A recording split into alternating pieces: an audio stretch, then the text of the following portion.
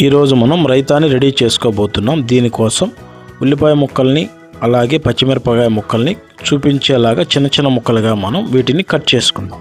Welcome back to my channel living bro official. చూడండి, ఇలా చీలికలుగా చేసుకోవాలి. అలాగే పచ్చిమిరపకాయలను కూడా ఇలా చూపించే విధంగా చిన్న చిన్న ముక్కలుగా కట్ చేసుకుందాం.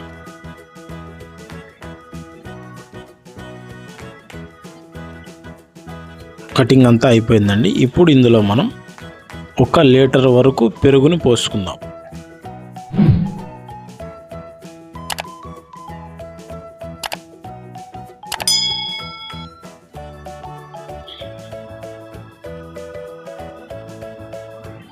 ఇది లీటర్ పెరుగు అండి.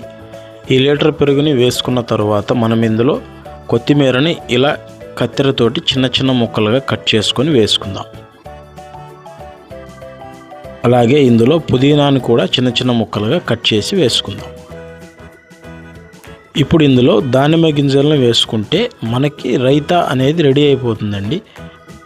అలాగే ఇందులో ఫైనల్గా ఉప్పు అనేది కూడా అడ్జస్ట్ చేసుకోండి.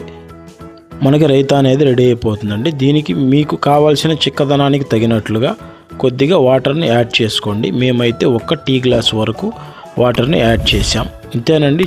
ఇలా సింపుల్గా రైతా అనేది మనం రెడీ చేసుకోవచ్చు.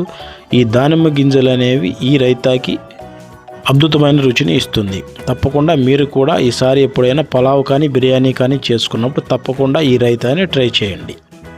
Thank you for watching. Subscribe for more delicious recipes.